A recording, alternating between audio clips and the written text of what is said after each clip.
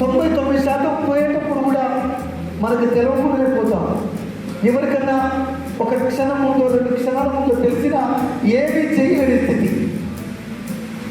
మధ్యలో నీ ఆరాటం, నీ పోరాటం, నీ ఆశ, నీ అత్యాశ, నీ నిరాశ, నీ దుఃఖం ఇవన్నీ తాత్కాలికమైనవి.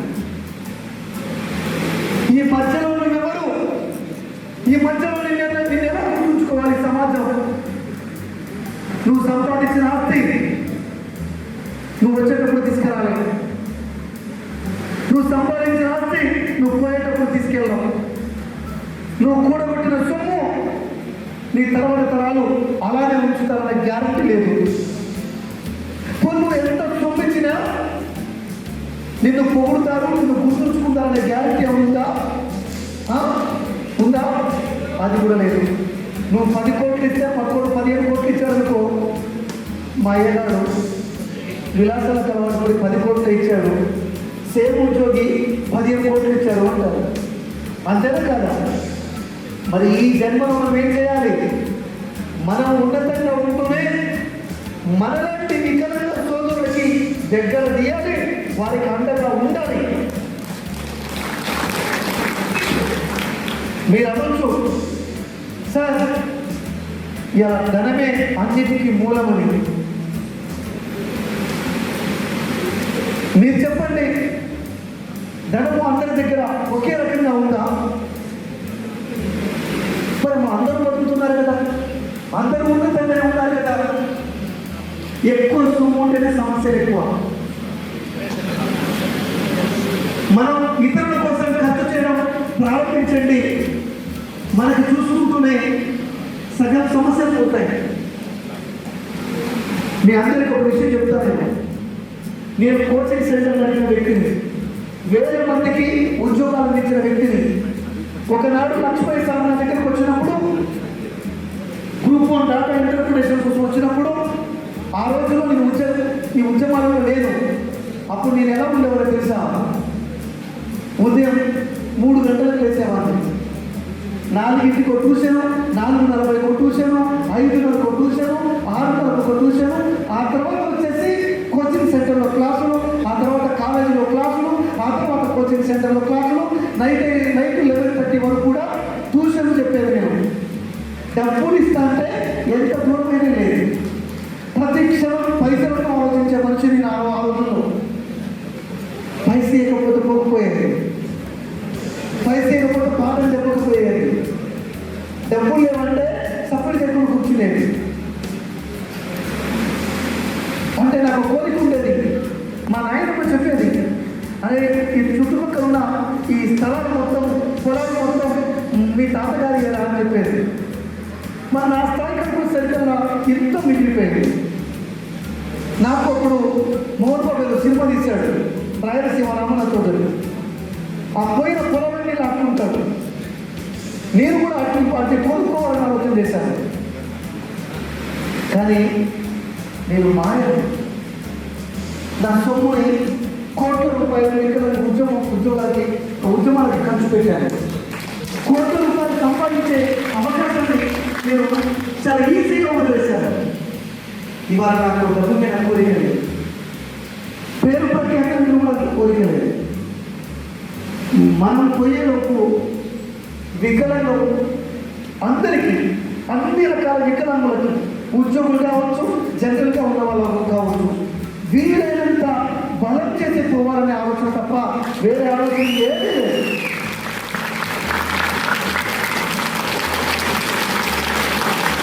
నాకు వచ్చిన ఈ పదవిని మీ అందరికీ పదవిగా మీరు భావించవచ్చు. నేను ఈ రోజు ముందు అడిగేది ఒకటే, మీరు చెప్పండి, ఊళ్ళలోకి పోయిన తర్వాత మీరు చెప్పండి, మీ చుట్టూ ఉన్న వికలాంగులందరికీ ఈ తెలంగాణ రాష్ట్ర ప్రభుత్వంలో ఏ తరబడి ఉన్న సమస్యలు పరిష్కరించే బాధ్యత వీరయ్య తీసుకుంటారని విషయం చెప్పండి. మరొక మాట కూడా చెప్పండి, కొంచెం ఓపిక చేయమని, కొంచెం ఓపిక పట్టమనండి. 10 ఏళ్ల దరిద్రం, 10 ఏళ్ల సమస్యలు ఒక్క రాత్రే వెళ్ళిపోవు, ఈ విషయం కూడా చెప్పండి. కానీ రోజులు గడిచే కొద్దీ, కాలం గడిచే కొద్దీ ఈ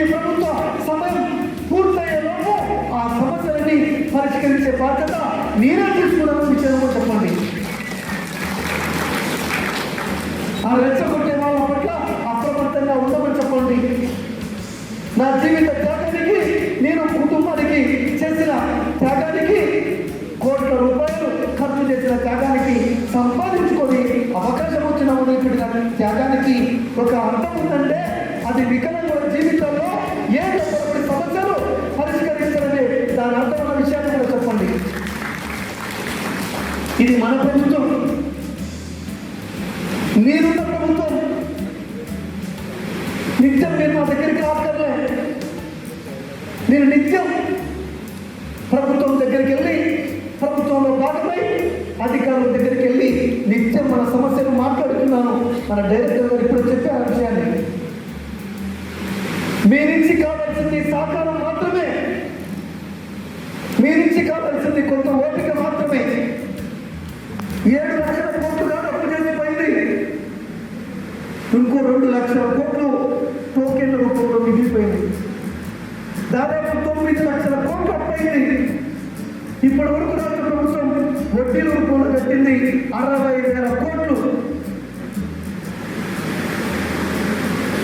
మరి 60,000 కోట్లు వడ్డీల రూపంలో కట్టకపోయి ఉంటే ఇవాళ మన పెన్షన్ ఈ పార్టీకి వచ్చేది. 6,000 పెన్షన్ ఖచ్చితంగా వస్తుంది. ఏ మాత్రం మనం లేదు. ఉచిత ప్రయాణం కూడా ఖచ్చితంగా వస్తుంది. వికలాంగుల హక్కుల చట్టం 2016 సంపూర్ణంగా అమలు అవుతుంది. ఖచ్చితంగా బ్యాక్లాగ్ ఉద్యోగాల మీద ఏ క్షణమైన కమిటీ రాబోతుంది నా ఆధ్వర్యంలోని. మనం చివరి అభ్యర్థులన్నా మళ్ళా చేస్తున్నాను. నాకు ఉద్యోగం ఉంది, నాకు ఒక జీతం వస్తుంది, నాకు 2 పిల్లలు ఉన్నారు, నా ఇల్లు ఉంది, వాటిని చూసుకోవాలి, ఖచ్చితంగా చూసుకోవాలని అనుమానం లేదు. అందరూ నానా ఉండాలి నేనే కోరుకోరు. కుటుంబాన్ని చూసుకోవడం ప్రాథమిక బాధ్యత. కుటుంబాన్ని పాలించడం అంటే ప్రపంచాన్ని పాలించడమే. కానీ ఈ రోజు నుంచి మీకు తెలిసిన ఉద్యోగిని ఈ సంఘంలో జాయిన్ చేయండి. ఆ ఉద్యోగికి మన సంఖ్య బలాన్ని తెలియజేయండి. ఈ సంఘం ఆవశ్యకతను చెప్పండి. చాలా బాధ అనిపిస్తుంది పాపం వాళ్ళని చూస్తుంటే నాకు. ఎందుకంటే వాళ్ళకి కుటుంబం ఉంది, జిల్లా అధ్యక్షులు కావచ్చు, రాష్ట్ర కార్యవర్గం కావచ్చు, వాళ్ళకి కుటుంబం ఉంది. వాళ్ళు ఈ సమయాన్ని ఇంకొకటి కేటాయిస్తే ఆర్థికంగా ముందుకు పోగలుగుతారు. కానీ నిత్యం వాళ్ళు వికలాంగుల ఉద్యోగుల సమస్యల మీద వాళ్ళ అంకిత భావానికి నిజంగా సెల్యూట్ చేస్తున్నాం. ఆ త్యాగానికి మనం అడ్డుకుంటారు. కాబట్టి మీరు కూడా ఈ సంఘాన్ని బలం చేసే బాధ్యతను తీసుకుంటారు. మీరు కూడా సంఘం ఆవశ్యకతను చెప్పండి. ఒక్క విషయం సూటిగా చెప్పండి. సంఘంలో బాధ్యత లేకుండా, సంఘంలో పార్టిసిపేట్ చేయకుండా, ఇది నాకు సంబంధం లేదన్నట్టు ఉంటే కనుక వారికి ప్రయోజనాలు తీసుకునే, ఫలాలు తీసుకునే అకౌంట్ లేదయ్యా. మనకి అడుగులు కూడా పెట్టారు. ఎందుకంటే వీళ్ళు మనతో కూర్చొని వికలాంగులు లేదు కదా, మరి వీళ్ళతో కలిసినడు కనీసానికి సహకారం అందించు ఫలాలు. చివరిగా నాకు ఈ అవకాశం ఇచ్చినందుకు మీ అందరికీ ధన్యవాదాలు తెలియజేస్తూ, అసలు మిమ్మల్ని కలవడమే నా అదృష్టంగా భావిస్తూ